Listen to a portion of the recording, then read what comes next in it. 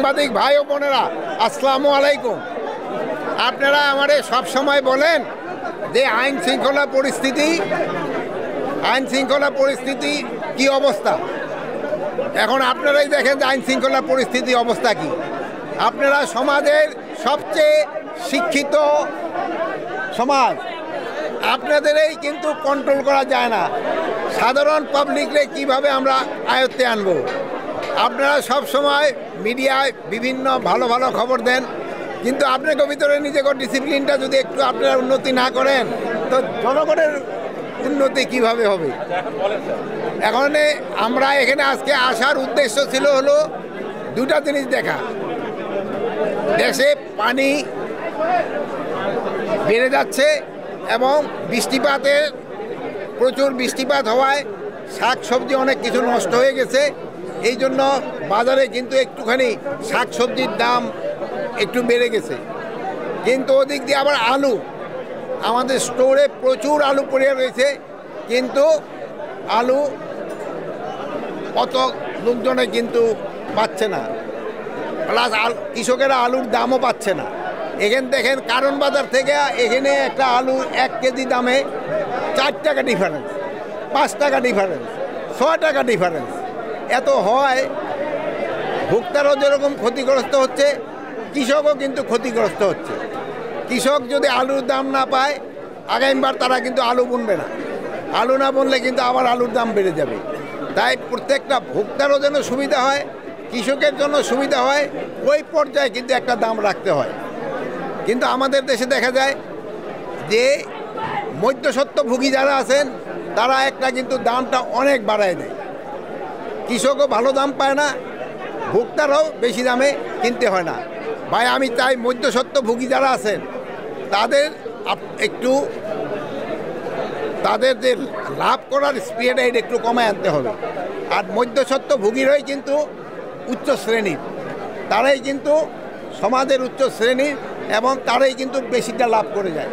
এটারে কিভাবে কন্ট্রোল করা যায়, এটা আপনারা আমাদের সহযোগিতা করতে হবে। আপনাদের সহযোগিতা ছাড়া এটা করা সম্ভব না। আর অন্যান্য জিনিসের দাম আপনারাও দেখলেন মার্কেটে মোটামুটি সহনশীল আছে, কিন্তু সবজির দামটা কিছু কিছু ক্ষেত্রে একটু বেড়ে গেছে, আবার আলুর দামটা কমে গেছে। এটারে আমাদের একটা ব্যালেন্স করতে হবে। আর একটা জিনিস হলো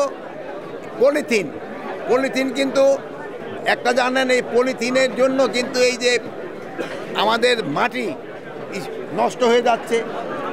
তারপরে এই পলিথিনটা কিন্তু কোনো অবস্থায় নষ্ট হয় না। এই যে ধরেন যে অনেক সময় যে পানি আটকে যায় পলিথিনের জন্য, পলিথিনের কোনো উপকারিতাই নাই, এটার অপকারিতাই সবচেয়ে বেশি।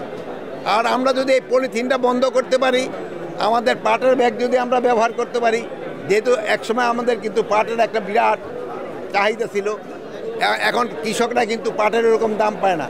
এখন আপনারা যদি পলিথিন ব্যবহার বন্ধ করে পাটের ব্যাগ ব্যবহার শুরু করেন, তবে আমাদের কৃষকরা লাভবান হবে, আমাদের স্বাস্থ্যসম্মত জিনিস হবে এবং পরিবেশের জন্য একটা ভালো জিনিস হবে।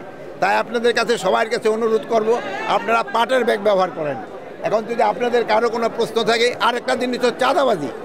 এই মোহাম্মদপুর মিরপুর এলাকায় চাঁদাবাজিটা একটু বেশি হয় সব সময় রিপোর্টিং।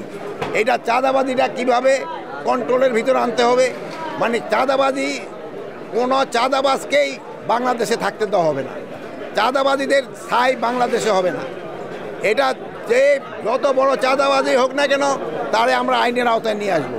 কাউকে কোনো রকম চাঁদাবাজি ছাড় দেওয়া হবে না।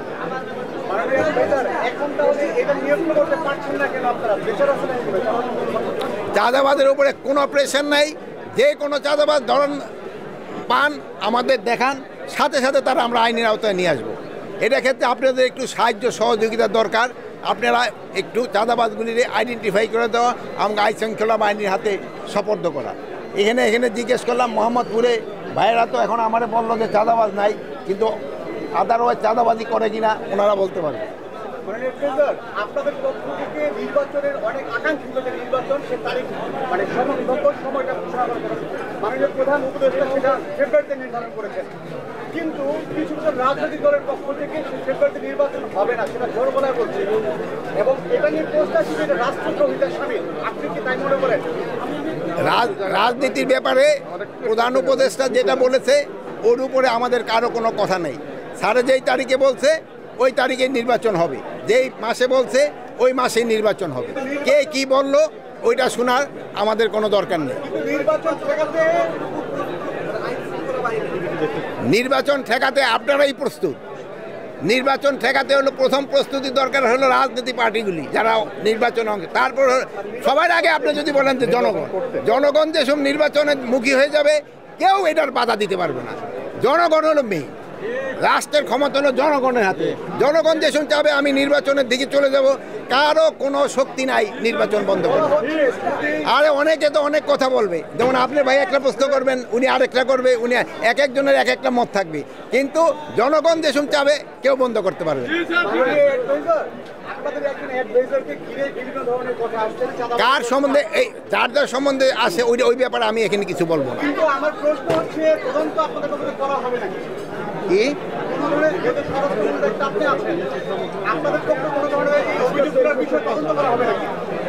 আমরা আমাদের স্বরাষ্ট্র মন্ত্রণালয়ের আওতাধীনে কোনো রকমে কোনো অঘটন ঘটলে ওটা আমরা সাথে সাথে তার আওতায় নিই। আরেকটা জিনিস ভাই আপনাদের অনুরোধ করব, আপনারা মাদকের বিরুদ্ধে সোচ্চার হন। মাদকের বিরুদ্ধে আপনাদের সোচ্চার হতে হবে, যেহেতু এই মাদক কিন্তু আমাদের সমাজটাকে ধ্বংস করে দিবে আপনারা যদি সোচ্চার না হন। এই আমাদের বাচ্চাদের আর হলো আমরা কিন্তু খুব অসহিষ্ণু জাতি হয়ে গেছি। কোনো কিছু একটা ঘটনা ঘটলে আমরা ছবি উঠাইতে যাই, বাট তারে প্রতিকার করি না। কিন্তু প্রতিকার করা একটা সমাজে যদি কোনো অঘটন ঘটে বা একটা খারাপ কাজ চলতে থাকে ওইটা প্রতিকার করা আপনার